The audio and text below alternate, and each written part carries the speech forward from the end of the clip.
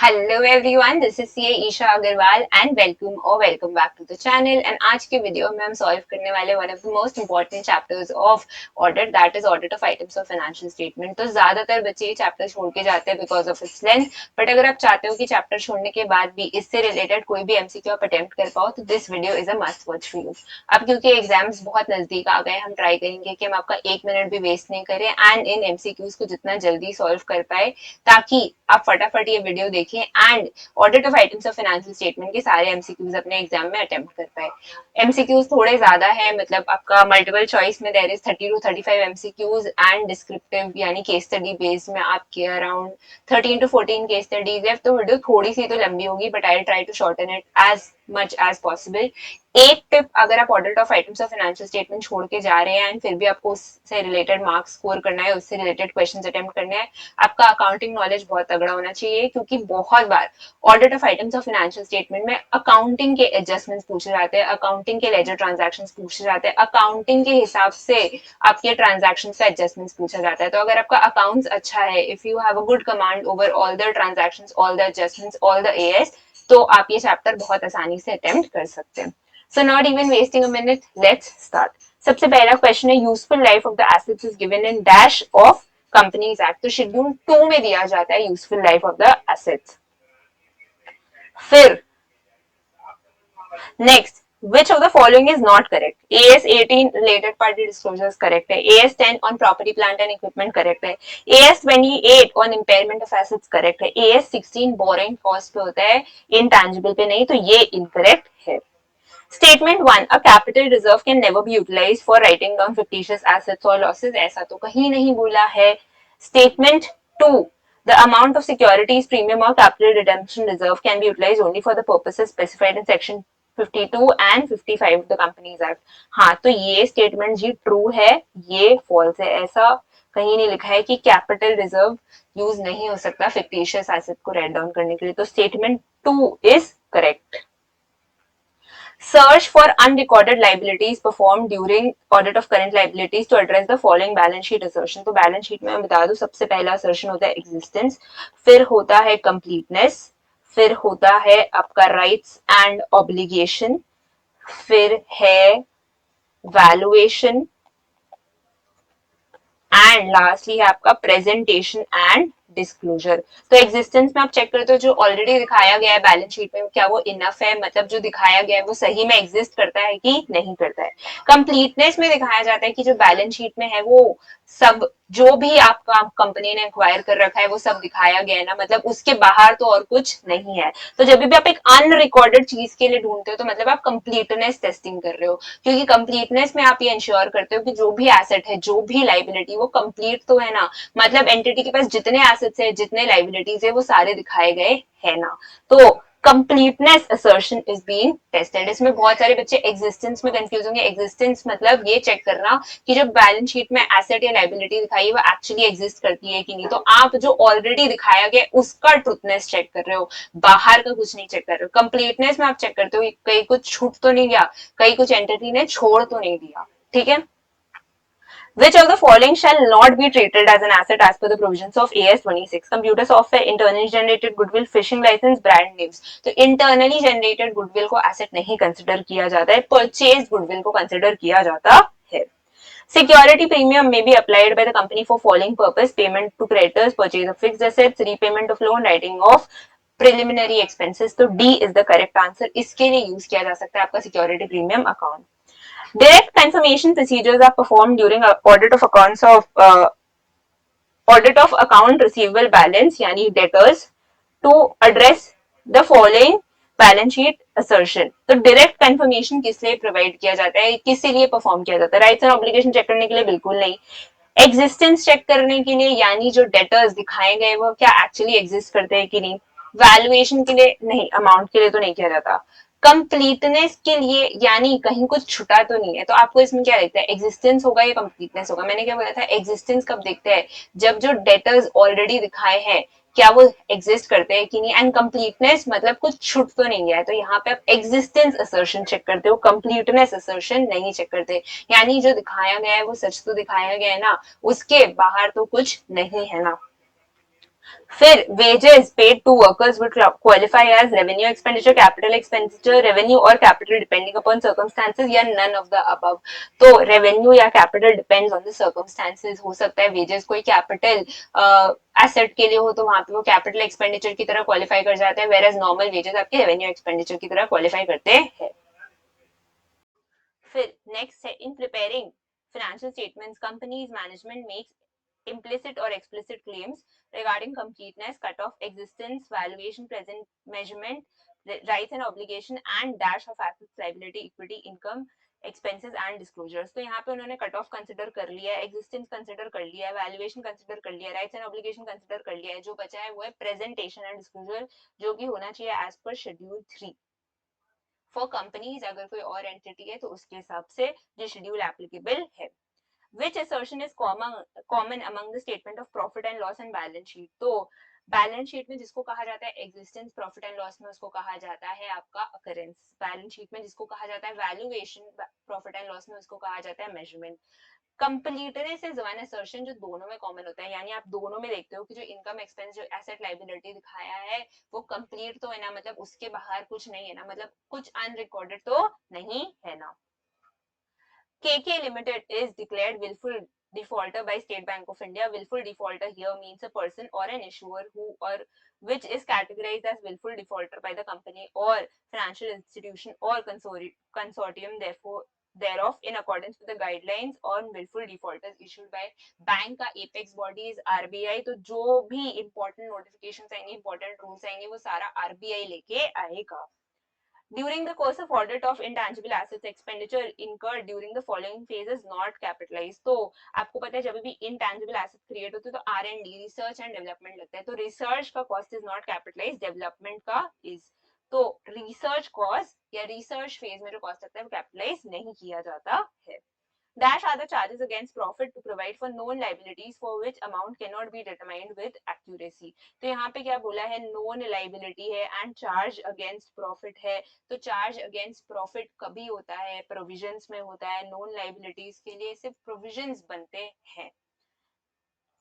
All inventory units held by the audit entity and that should have been recorded have been recognized in the financial statement. This assertion involved is the assertion involved is existence, completeness, rights and obligation and valuation. यहाँ पे amount की तो बात ही नहीं हो रही, rights की बात हो ही नहीं रही है. यहाँ पे बोल रहा है जितना ऑडिट एंटिटी इन्वेंट्री होल्ड कर रहा था क्या सब दिखा दिया गया है. तो यहाँ पे हम बोल रहे हैं कि कुछ अनरिकॉर्डेड तो नहीं है ना. तो यहाँ पे बात हो रही है कंप्लीटनेस की. मैं बार बार बोल रही हूँ बच्चे सबसे ज्यादा एग्जिस्टेंस और कंप्लीटनेस में कंफ्यूज होते हैं. एग्जिस्टेंस हमेशा याद रखो, एग्जिस्टेंस तब होता है जब यहाँ बोला जाता है कि जो इन्वेंट्री दिखाया है क्या ये सब एंटिटी के पास है भी या नहीं है. यहाँ पे बोला गया जितना है क्या सब दिखाया गया, तो वहां हो गया वो completeness. Financial statements of the company has been put up for audit before auditor. On going through financial statements, he wants to verify major bills debited in machinery repair account. The purpose of it is to ensure that the bills are entered correctly and the classification is proper. As regards verification of bills debited in machinery repair account, what he intends identify what he intends to perform. तो उसको transaction testing करनी है कि सब कुछ सही तो है ना. Jainam Industries Limited share capital as on 31st March 23 and 31st March 24 is 50 lakhs. The same was seen from the balance sheet presented by management. The auditor should seek a written confirmation or representation from Dash that there were no changes to entity's capital structure during the entity. तो ये सब legal वाली चीजें आप किससे लेते हो, CS से लेते हो. बाकी CEO, CFO इसके पास इतना टाइम नहीं है कि वो आपको यही सब इशू करके दे. तो ये सब चीजें आपको CS इशू करके देता है. Which of the following is not correct with respect to inventory held by the company ABC in its balance sheet? All inventory units held by the company should have been recorded and recognized in the financial statement. बिल्कुल सही है, तो होना ही चाहिए. Any inventory held by third party on behalf of the company should not be a part of inventory balance. Inventory तो मेरा ही है, बस थर्ड पार्टी की लोकेशन में रखा है तो बैलेंस शीट से क्यों हट जाएगा, बैलेंस शीट से नहीं हटेगा. बस अभी मेरे पास जगह नहीं था तो किसी और के पास रखा है. तो दिस इज इनकरेक्ट. जो इन्वेंट्री मेरा है वो मेरा ही रहेगा, मेरे गोडाउन में रहे किसी और के गोडाउन में रहे वो दूसरा चीज है, पर जो इन्वेंट्री मैंने खरीदा है वो मेरा ही रहेगा, तो वो मेरे बैलेंस शीट में आना चाहिए. Inventory should be recognised at cost और NRV whichever is lower. Correct. Inventory at the year end does not include element of next year, ये भी करेक्ट है. ये है जो आपका इनकरेक्ट है.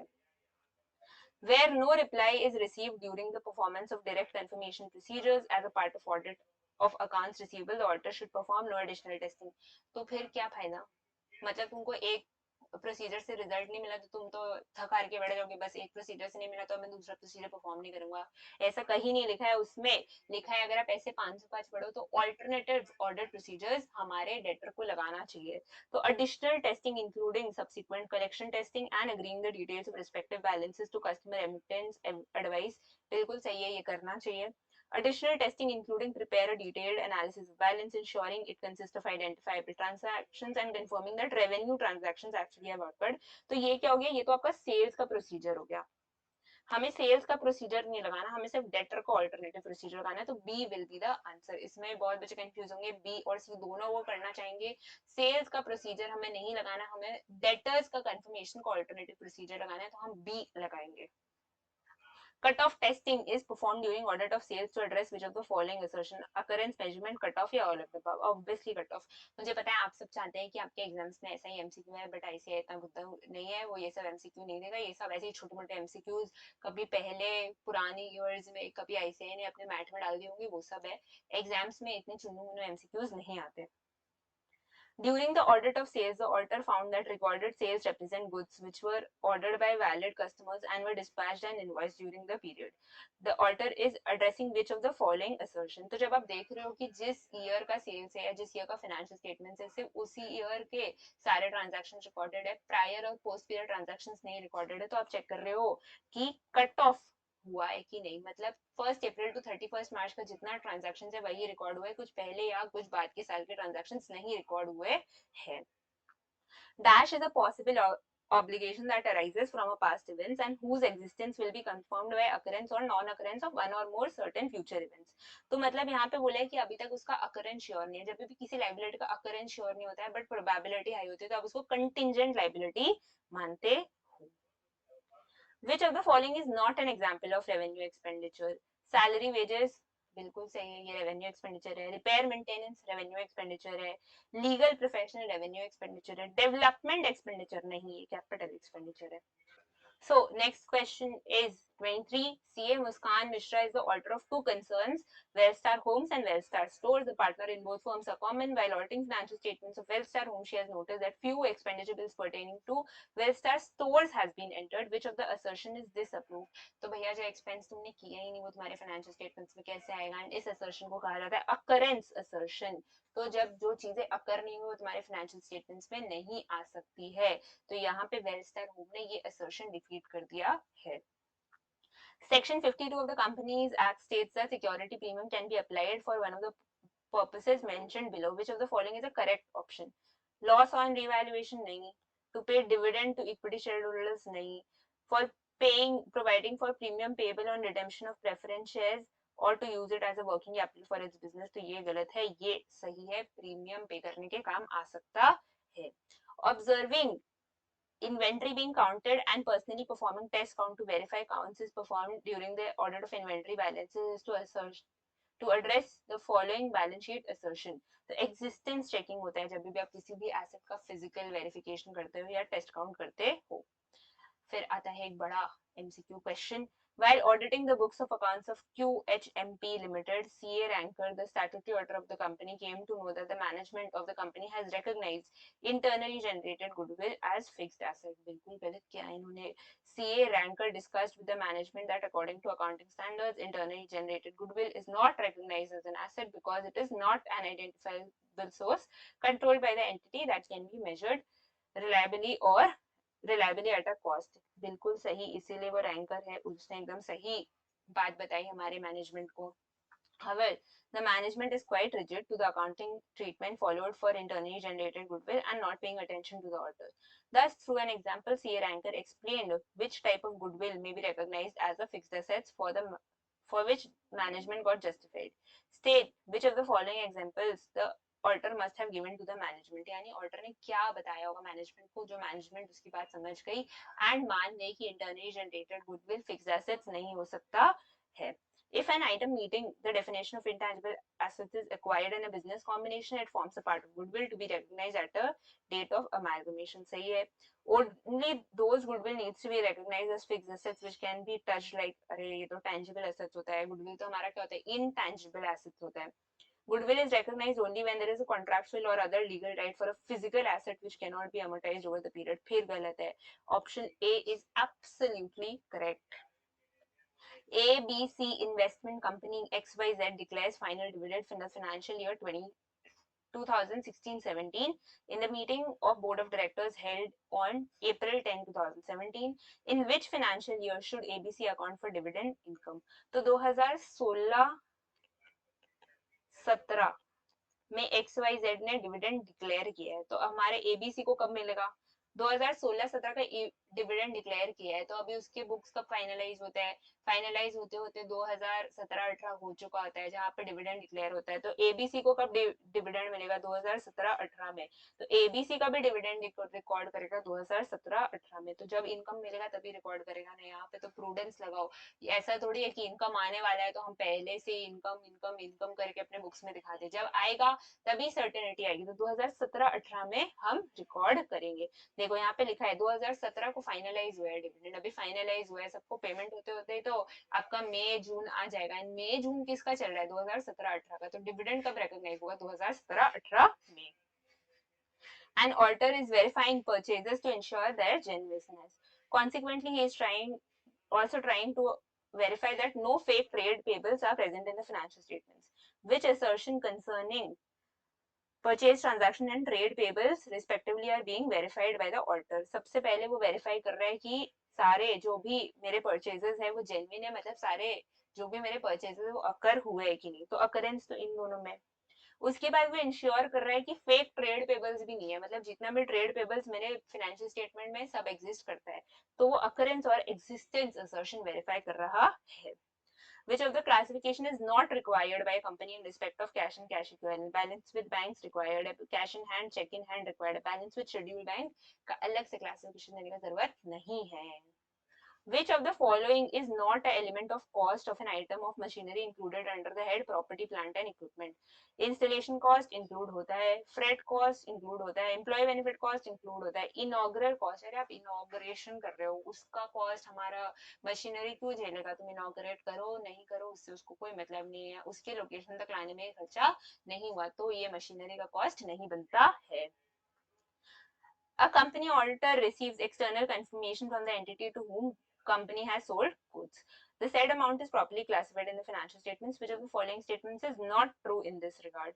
It shows that trade payable exists, बिल्कुल exist. It shows that trade payable is properly valued. It shows that the company has right to set trade receivable. हाँ जब उसे confirmation आया मतलब इस पे हक है हमारा. It shows that the amount of said trade payable has been recorded in proper account. ये भी सही है. वैल्यूएशन का चक्कर नहीं है बाबू भैया, क्योंकि यहाँ पे सिर्फ बोल रहा है कि एक्सटर्नल कंफर्मेशन रिसीव हुआ है. यहाँ पे अमाउंट की तो कोई बात की ही नहीं है एंड जो अमाउंट है वो मैच हो जा रहा है, तो वैल्यू का भी हमें नहीं पता. बाकी सारा पॉइंट्स तो हमारा वेरीफाई हो गया है. CA Tarini is in the process of formulating audit plan for conducting audit of company engaged in dealing commodity futures. Commodity futures मतलब ऐसा stock option type कुछ है. Which of the following is not likely an appropriate audit procedure? Turnover verify होगा, accounting policy, contract with note with broker सब verify होगा. उसका raw material कुछ है ही नहीं, वो तो सर्विस प्रोवाइडिंग इंडस्ट्री में है. तो यहाँ पे आपकी चाहिए बुद्धि. यहाँ पे सर्विस इंडस्ट्री है, कॉस्ट ऑफ रॉ मटेरियल कुछ नहीं होगा. ABC Limited is engaged in manufacturing of electric two-wheelers. During the year, a customer has gone to court due to incident of fire in battery-operated vehicle. The damages claimed are to the tune of 5 lakhs. The company insists that incident was due to improper charging of battery and has nothing to do with manufacturing design of vehicle. The company's lawyer advised that it is probable that the company is not likely to be held liable. It is likely to be reflected in the financial statements of the company as provisions, reserves, contingent liability, other current liability. तो मेरे हिसाब से तो contingent liabilities में record होना चाहिए. अभी कुछ श्योर नहीं है कि क्या होगा, प्रोबेबिलिटी ज्यादा है तो कंटिंजेंट लाइबिलिटी में रिकॉर्ड हो जाना चाहिए. Obtaining trade receivables aging report and analysis and identification of doubtful debts is performed during the uh, audit of accounts receivable balances to address the following balance sheet assertion. तो बोल रहे trade पे receivables ageing report and analysis क्यों आप receive करते हो, तो valuation के लिए रिसीव करते हो और किसके लिए रिसीव करोगे. ये होता है हमारा एमसीक्यू खत्म. We will be taking a 1 minute break and then we will be starting with आपका case study based question.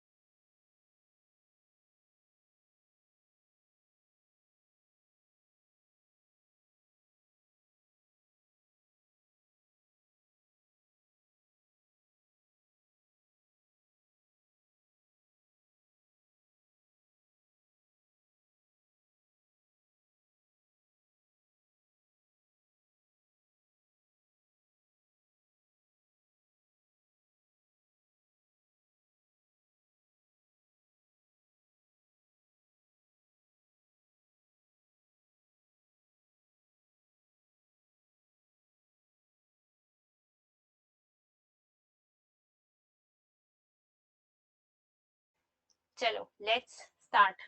Case study based question try करेंगे. केस स्टडी नहीं पढ़े हुए जितना एमसीक्यू सॉल्व कर पाए, क्योंकि case study makes our time waste. तो फटाफट एक बार एमसीक्यूज देखते हैं. नहीं होगा तो केस स्टडी पढ़ना ही पड़ेगा. Which of the following is not correct with respect to shares issued at a premium and securities premium account in respect of in terms of section 52 of the Companies Act, where a company issues shares at a premium, whether for cash or otherwise, a sum equal to aggregate amount of premium received on those shares shall be transferred to security premium. बिल्कुल सही बोला. The security premium accounts can be applied by the company in paying up unissued shares of the company to be issued to the members of the company as fully bonus shares. हाँ, bonus shares दे सकते हैं. The security premium cannot be applied by the company in writing of expenses or commission paid or discount allowed in case of issue of equity shares. ये मेरे को थोड़ा गलत लग रहा है.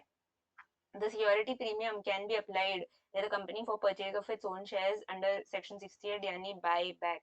तो ये भी correct है, ये incorrect लग रहा है मुझे. Which of the following is not an example of capital reserve?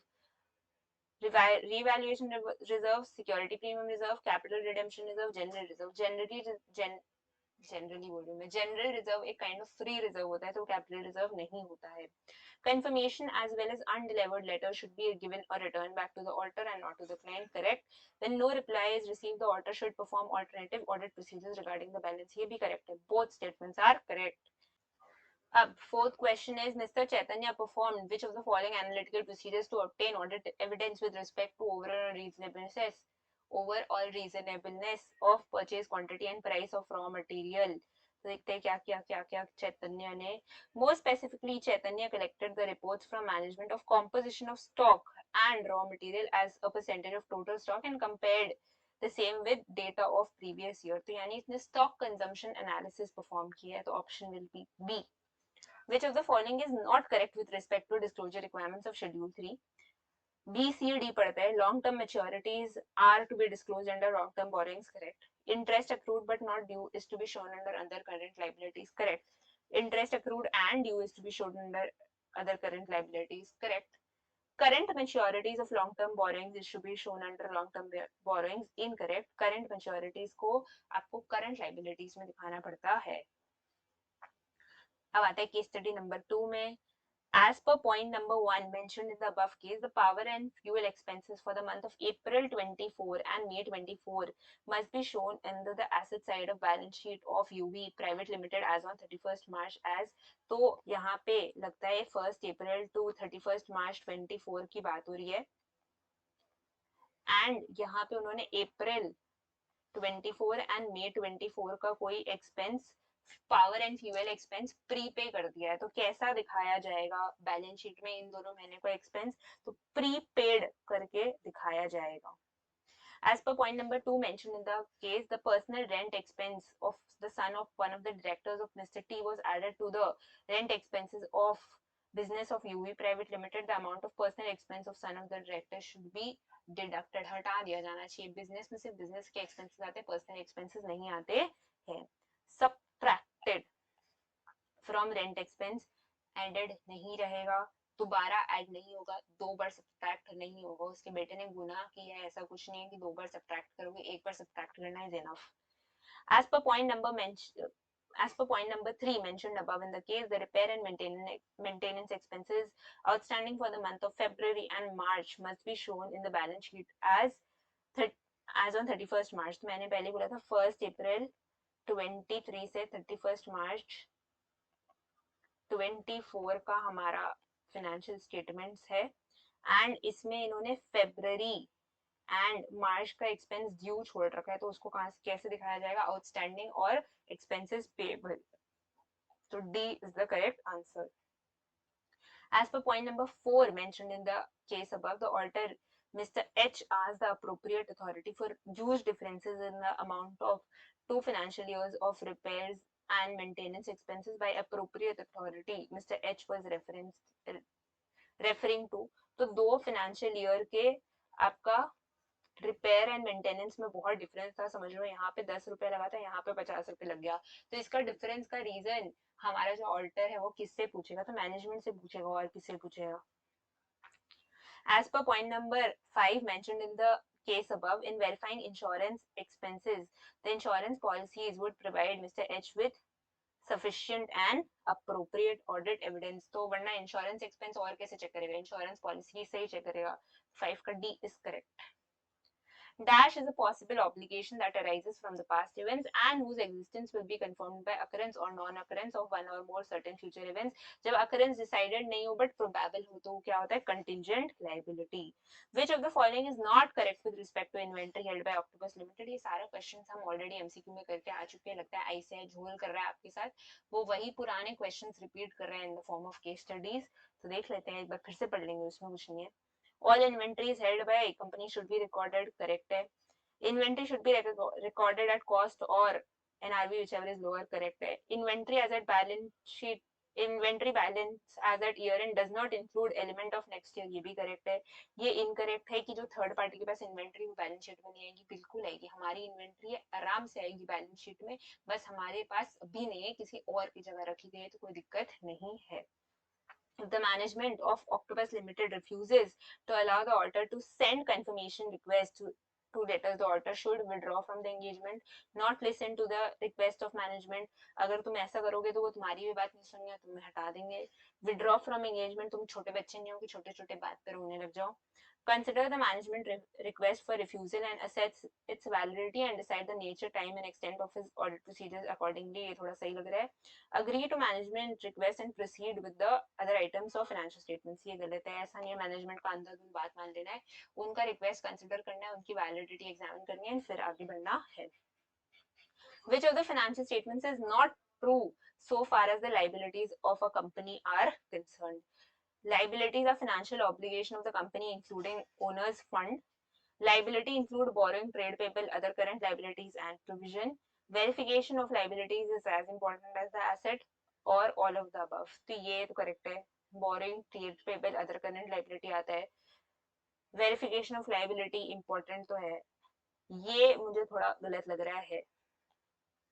Financial obligation सारे नहीं होते, कुछ कुछ नहीं भी होते फाइनेंशियल ऑब्लिगेशंस एंड फिर भी लाइबिलिटी कंसिडर किए जाते हैं. तो ए मुझे थोड़ा इनकरेक्ट टाइप लग रहा है. Confirmation as well as undelivered letters should be given or returned back to the auditor and not to the client.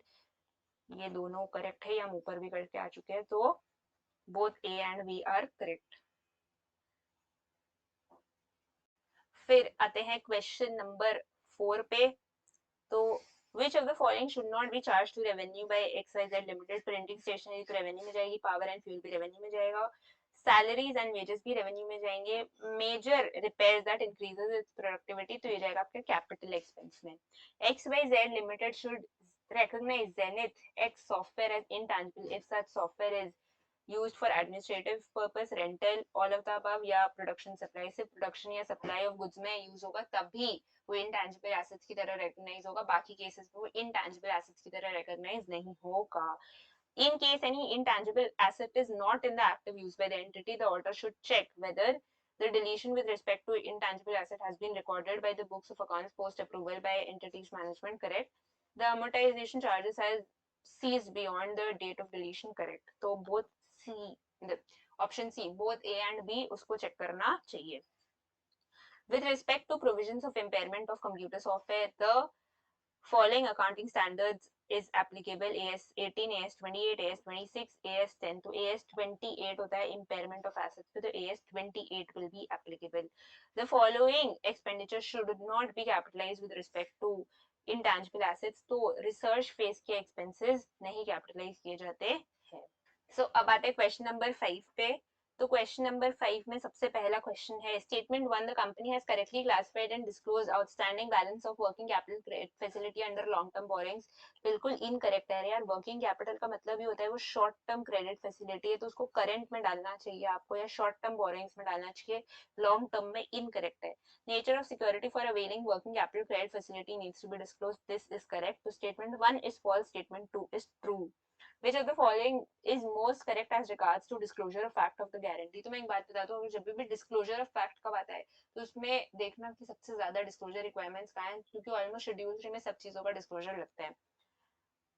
Guarantee of loan by directors, directors and relative, directors, relative and non-related person, no disclosure. तो no disclosure तो होगा ही नहीं. सिर्फ director से होगा नहीं, directors और relative से भी होगा नहीं. Directors, relative and non related person का गारंटी का डिस्क्लोजर लगेगा. As regards current investments made by the company in CK Limited, which of the following groups contain most valid requirements mandated by law? Name of body corporate, basis of valuation, aggregate amount and market value. ये मुझे correct लग रहा है. Name of body corporate, basis of valuation, aggregate amount and यहाँ पे market value missing है. Basis of valuation, aggregate amount, यहाँ पे name ही missing है. Name of body corporate, aggregate amount, market value and basis for valuation यहाँ missing है. So option A is the correct option. 4, as regards current investments by the company in partnership firm, which of the following classification and disclosure requirements include requirements mandated by law? तो current investments में बाकी सब लगता है, but nature of business कहाँ है इसका? Nature of business कोई रिक्वायर नहीं करता है, उनको लेना देना नहीं है कि कौन सा क्या बिजनेस हो रहा है नहीं हो रहा है, उससे उनको मतलब नहीं है. तो अगर आप ये तीनों ऑप्शन देखोगे तो इसमें नेचर ऑफ बिजनेस इन्वॉल्व है, तो नेचर ऑफ बिजनेस तो नहीं होगा, तो option A is the correct answer. As regards foreign currency transaction, consider the following statements. Statement 1, earnings in foreign exchange regarding export of goods on CIF basis needs to be disclosed in notes to accounts. Incorrect. Net loss on foreign currency transactions is required to be disclosed separately in statement of profit and loss. Correct. So statement 1 is false and statement 2 is true. अब आते question number 6 पे. तो with respect to contention of management of HKM Limited regarding production analysis and related variances, which of the following is correct? Messrs. Arun Kaur and Associates need not waste time in production analysis as the same is the responsibility of cost auditor of the company. बिल्कुल नहीं. Messrs. Arun Kaur and Associates should perform production analysis and discuss the reason of variation with management. Correct? क्योंकि production analysis क्या है, एक type का analytical procedure है. Messrs. Arun Kaur and Associates should mention in its audit report regarding the fact of noticed variation in production analysis. Also, they need to separately mention that management along with cost auditor is responsible for such analysis. Nahi. Messrs. Arun Kaur should ensure that the cost auditor mentions the fact regarding production analysis in their cost audit report, which is to be filed with board of directors with respect to with central government. ये सब की जरूरत नहीं है. Cost order कुछ करे तो बढ़िया, नहीं करे तो और भी बढ़िया. स्टैट्यूटरी ऑर्डर को वो सब से मतलब नहीं है. स्टैट्यूटरी ऑर्डर को अपना काम ढंग से करना है. With respect to audit of cash balance of HKM Limited, which is the correct course of action? The cash balance with cashier, petty cashier and impressed balances with employee should be checked simultaneously. The cashier should be present while the cash is being counted and he should sign the statement prepared containing the detail of cash balance so counted. ये दोनों तो correct है. Since the company is having more than one cash balances with the cashier, petty cashier, and impressed balance with employees, CA Arun should ask the management to get the cash balance verified by main cashier and furnish cash reports to him. नहीं चलेगा. CA Arun should ask any of the cashiers to verify the cash balances and provide him with the report on the same. नहीं. Statement one and true are correct. जो हमारा सी है उसको present तो रहना ही पड़ेगा, वरना वो चीजें गोल कर देंगे. जो भी एम्प्लॉयज है वो झूठ भी बोल सकते हैं. एंड ऐसे भी कैश का मामला, आपको इन्वेस्टिगेटर तो हो नहीं जो आप छानबीन करोगे, तो सीए को प्रेजेंट रहना पड़ेगा. Verification of all traveling expenses of HKM Limited by the audit team addresses the following assertion related to income expense account. तो वो सारे जितने भी ट्रैवलिंग एक्सपेंसेस है सब चेक कर रहे हैं. तो इसका मतलब क्या है कि वो देखना चाहते कुछ छूट तो नहीं गया है ना, एंड जो भी है वो सही तो दिखाया गया है ना.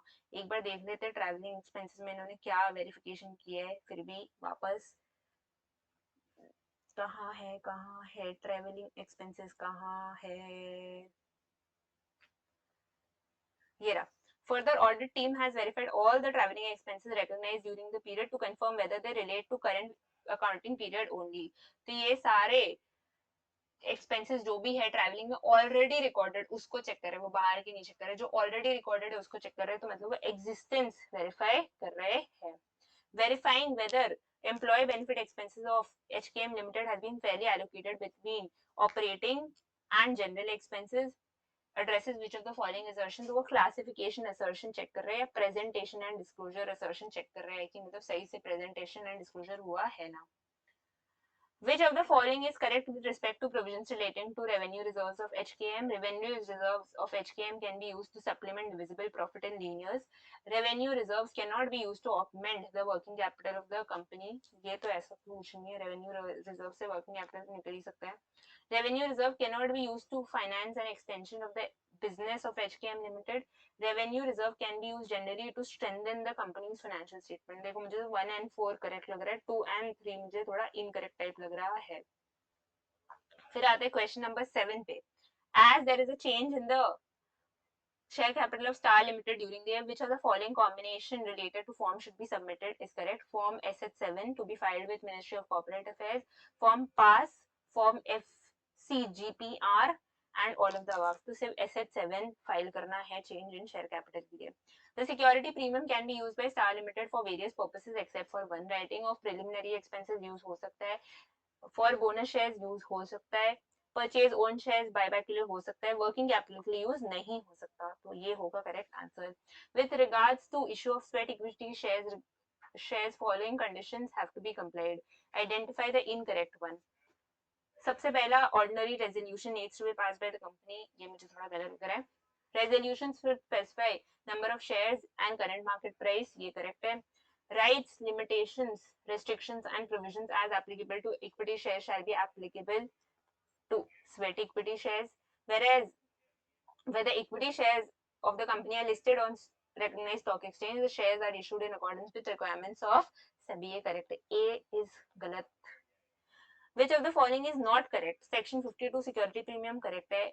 Section 68 buyback correct है. Section 53 issue of shares at a discount correct है. ये तो अभी ऊपर ही बढ़ गया है ना. यहाँ पे था क्या? अच्छा, सेक्शन 53 ऐसे ये स्वेट इक्विटी शेयर्स या issue of shares at a discount के लिए होता है. सेक्शन 54 बोनस के लिए नहीं होता है. With respect to which of the following passing of special resolution is required. Issue of sweat equity shares, reduction of share capital. तो मेरे हिसाब से दोनों के लिए रिक्वायर्ड होता है, तो both A and B is the correct answer. फिर आते हैं क्वेश्चन नंबर 8 पे. क्वेश्चन नंबर 8 का सबसे पहला क्वेश्चन है. Closing stock of 11,05,000 was incorrectly recorded in the books of accounts of extremely healthy and very delicious limited for 11,45,000. मतलब closing stock overstate हो गया. क्लोजिंग स्टॉक ओवरस्टेट होना मतलब हमारा प्रॉफिट ओवरस्टेट हो गया. क्लोजिंग स्टॉक किस एरिया में आता है? इनकम के एरिया में आता है. So this means the profit before correction in the books of accounts was overstated by 40,000. Inventory of extremely healthy and very delicious limited must be valued at healthy or delicious हो, unhealthy हो, not delicious हो, खराब हो, कोई का भी stock हो, वो हमेशा कॉस्ट और एनआरवी whichever is lower पे रिकॉर्ड होगा. Lower of cost and NRV. The amount of 15,500 which was received in cash from one of the trade receivable of Extremely Healthy and Very Delicious Limited must be presented in cash flow as inflow of cash of 15,500 from miscellaneous activities, from operating activities, from investing, from financing. तो operating से receive हुआ है ये cash. For the purpose of purchasing machinery 22, a payment of 16,600 was done by Extremely Healthy and Very Delicious Limited in cash. This accounting transaction must be represented in cash flow as 16,600 investment से, operating से, financing से या miscellaneous से. तो investing में जाना चाहिए ये. During the financial year 23-24, the fair value of equipment 31 of Extremely Healthy and Very Delicious Limited was more than the carrying value of equipment 31. तो मतलब यहाँ पे क्या है, fair value carrying value से ज्यादा हो गया. In this situation, which of the following statement is correct? No depreciation should be charged. हाँ, इसका कोई मतलब ही नहीं है. fair value से depreciation को तो लेना देना नहीं होता है. तो ये तो इनकरेक्ट है. फिर no depreciation should be charge. बार बार नो डेप्रिसिएशन नो डेप्रिसिएशन. जब फेयर वैल्यू से कोई मतलब ही नहीं है तो नो डेप्रिसिएशन का क्या करना है हमें. Depreciation should be charge as carrying amount was less than fair value. नहीं, फेयर वैल्यू से तो बार बार मैं बोल रही हूँ लेना देना ही नहीं है. Residual value is less than carrying amount, ये करेक्ट है. फिर आते क्वेश्चन नंबर 9 पे. Company's X balance sheet shows building with carrying amount of INR 5 lakh. The auditor gathers evidence about the company's ownership and control over such building. मतलब वो rights and obligation verify कर रहा है. The advance salary given to Mr. Y in the above case has not been accounted for properly in the accounts of the company and has shown on payment basis only. This is a violation of assertion of valuation. Relating and tallying information obtained from audit evidence internally and externally is an example of कि आप contradictory दोनों evidences को tally कर रहे हो. तो contradictory evidences obtain होते हैं. Which assertion would Vyom find common to be in income and balance sheet completeness? Sufficiency of audit evidence collected as per the above case referred to by CA Kumar is as dash of audit evidence. तो sufficiency का मतलब होता है quantum. फिर आते हैं question 10 में. Advise the company regarding the course of action Aksham Limited will have to follow for court case for financial statements prepared for the year ending 31st March 23. क्या कोर्ट केस चल रहा है अक्षम का, देखते हैं. The company appointed C.A. Rajendra as the auditor of Aksham Limited. C.A. Rajendra is the brother of one of the directors of Aksham Limited. After setting up the company had a dispute with the customer of the company in the year 21-22 who took the company to the court. There are probable chances that the company will have to shell out 50 lakhs as a compensation, but the case is likely to be finalized in the year 23-24. C.A. Rajendra considers the fact that Aksham Limited has a present obligation and it is probable that an outflow of resources embodying economic benefits will be required to settle down the obligation and a reliable estimate can be made of the amount of the obligation. तो present obligation है, arising from a past event है and outflow भी probable है. तो इसके लिए आपको क्या बना लेना चाहिए, एक provision बना लेना चाहिए. What is the action which Aksham Limited is supposed to take with regard to treatment of dividend declared while preparing and finalizing financial statements for the year 31st March 23? तो उसको सिर्फ amount of dividend disclose करना है, अभी से dividend को liability नहीं दिखाना है. State the disclosures Aksham Limited is required to make with respect to long-term borrowings taken from Saksham Bank. Secured loan from Saksham Bank, fixed assets secured against the loan of 65 lakhs guaranteed by the director, repayment terms of loan. तो सब कुछ disclose करना पड़ेगा, कुछ भी क्यों छूटेगा. अब आते हैं क्वेश्चन नंबर 4 पे. तो क्वेश्चन नंबर 4 कह रहा है state which of the following statement is true with respect to recording of intangible in the books of company. तो यहाँ पे देखो मैंने पैरा मार्क करके रखा है. Aksham Limited drew designs of one of the products of the company and this product constituted 90% of the sales of the company. The designs of the product were such that sales of the company will increase every year for the next 5 years. Aksham Limited booked the designs at a value of 1 crore in the books of accounts as a cost, as at its cost. तो बिल्कुल सही किया, कुछ गलत नहीं है. Intangible is correctly booked in the company. फिर आता है question number 11. Is raw material lying in the warehouse of one time limited accountant for correctly in the books of accounts? तो हमें पढ़ना पड़ेगा कंपनी कौन सी है. Baapre. You are the partner of ABC Company. ABC Company has been appointed as a statutory auditor of One Time Limited, which manufactures and sells walls and table clocks. One Time Limited has been exporting clocks since 2 years. However, the domestic sales has contributed towards the major revenue.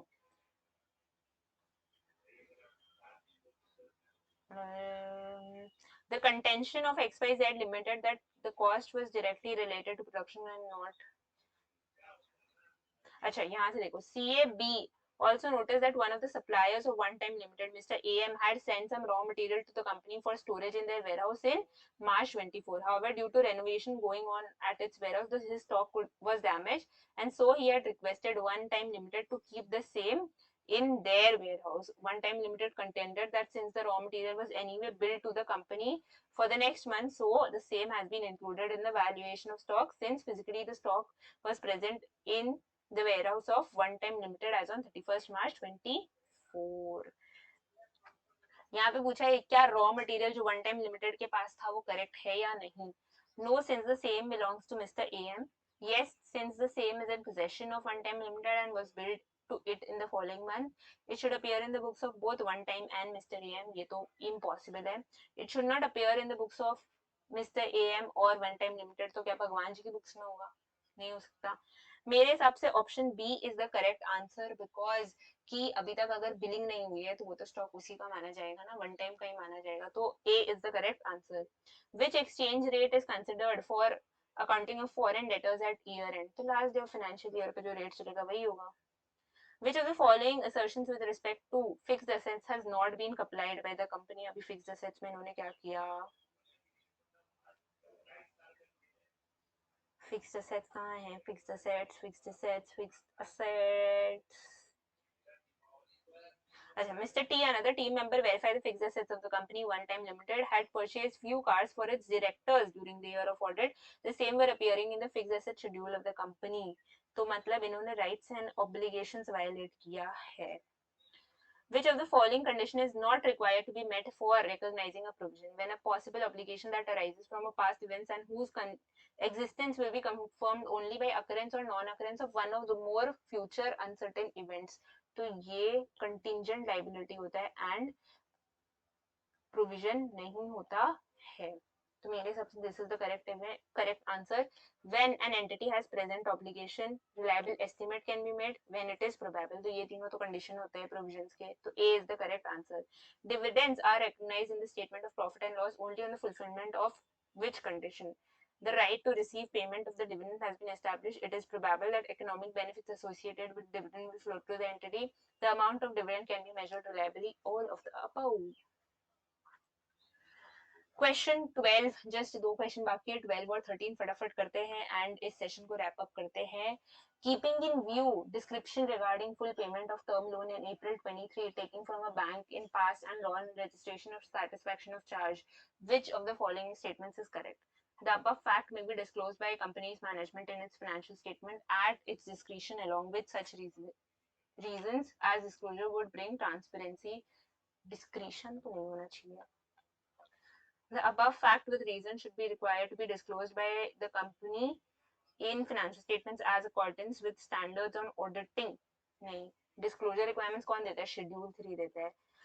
The above facts along with reasons to be disclosed by the company in financial statements in accordance with the requirements of Schedule 3.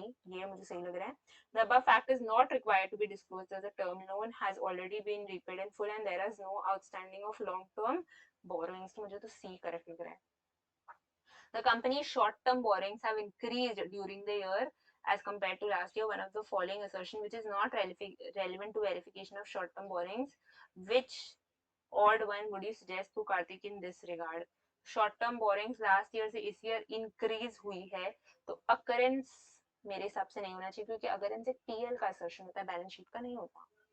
As regards team's attendance as physical inventory count process of the company's inventory is in accordance with SA 501 is concerned, which of the following is not a relevant audit procedure? Inspection of inventory, checking appropriateness of the methods employed for evaluation of inventory, evaluating management's instruction for recording results of physical inventory count, performing test count. तो ये तीन तो आपके physical verification से related है, valuation का अभी नहीं आएगा, वो वैल्यूएशन असर्शन से रिलेटेड है, वो फिजिकल इन्वेंटरी काउंट से उसको कोई लेना देना नहीं है, तो B is the correct answer. The company's trade receivable has increased from 23-24 as compared to last year.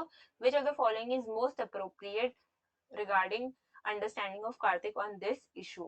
The view of Karthik is correct and it has led to increased audit risk pertaining to valuation of trade receivable. Therefore, the team needs to go through trade receivable aging schedule to confirm it. ये correct लग रहा है. The view of Karthik is incorrect. The view of Karthik is correct and it has led to increased audit risk pertaining to valuation of trade receivables. Therefore, team needs to perform direct confirmation procedures to confirm it. The view of Karthik is correct and it has led to increased audit procedure pertaining to valuation of trade receivables. Therefore, the team needs to perform cut-off procedures to confirm it. एक बार देख लेते हैं trade receivable सही में increase हुआ है कि नहीं. हाँ तो 23-24 में इतना है, 22-23 में 25,000 है. कार्तिक का क्या व्यू था एक बार पढ़े कुछ. Besides, the company's trade receivable has increased from 25,000 to 60,000. His understanding is that company's trade receivable as compared to last year signifies longer time taken by company's customer to make their payment. Considering substantial increase in the revenue of operations under audit, the team wants to ensure that revenues are not overstated. तो जब revenue बढ़ेगा तो trade receivable तो automatically बढ़ेगा ना. जब भी आप एंट्री क्या पास करते हो, आप तो डेटर टू सेल्स का एंट्री पास करते हो. अभी आपका सेल्स बढ़ेगा तो डेटर तो बढ़ेगा ही. तो यहाँ पे कार्तिक का व्यू ही इनकरेक्ट है. इनकरेक्ट है, ये ऑप्शन नहीं होगा. कार्तिक का व्यू इनकरेक्ट है क्योंकि रेवेन्यू बढ़ेगा तो ट्रेड रिसीवेबल ऑटोमेटिकली बढ़ेगा. देखते हैं रेवेन्यू कितना बढ़ा है आपका. Revenue revenue revenue revenue 1 lakh से 3 लाख हो गया है तो आपका 3 टाइम्स जंप है. तो ठीक है, ट्रेड रिसीवेबल का बढ़ना इज नॉर्मल. तो view of Kartik is incorrect. The team wants to ensure that revenues of the company are not overstated. Which of the following is not likely to be a relevant procedure? Confirmation from customer, correct है. Reviewing GST returns and the reconciliation, correct है. Reviewing credit notes, correct है. Credit notes कब issue करते हैं अपने sales returns में issue करते हैं.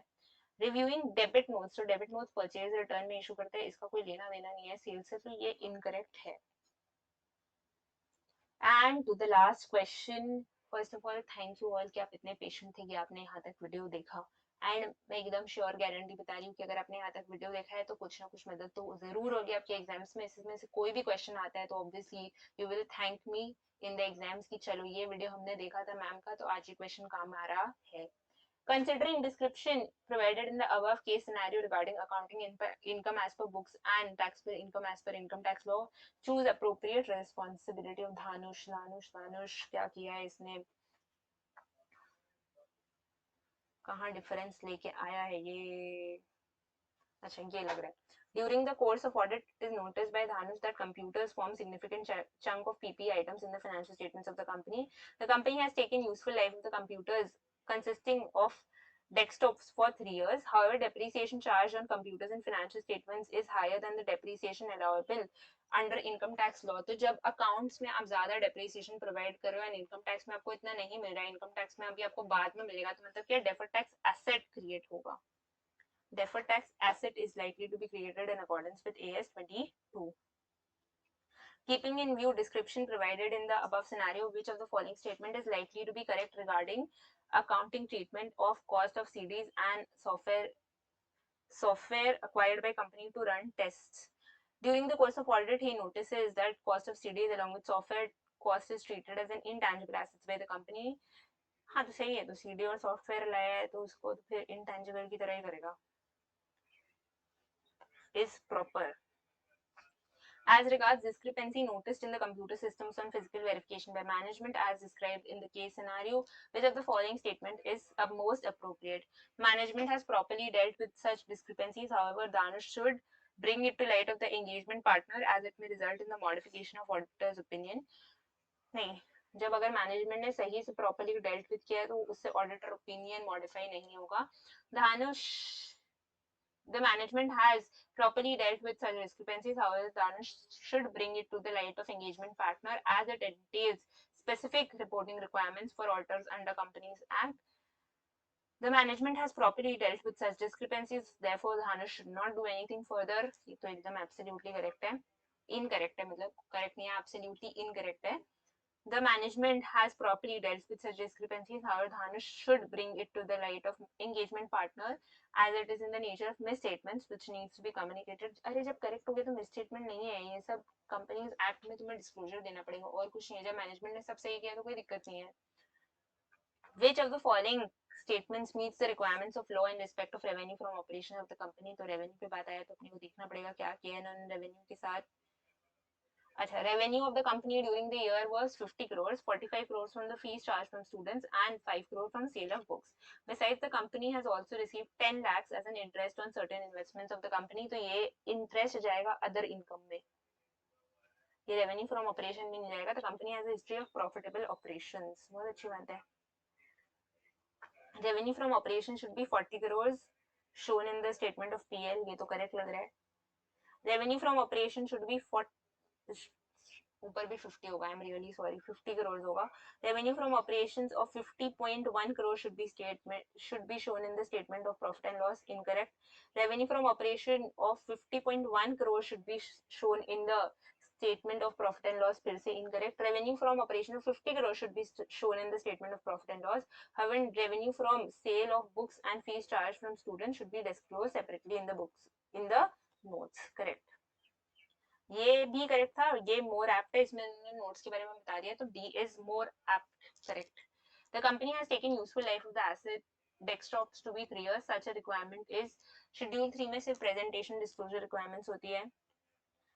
कंपनीज एक्ट में ऐसा कुछ नहीं होता है. मैन्युफैक्चरिंग स्पेसिफिकेशन में भी ऐसा कुछ नहीं होता.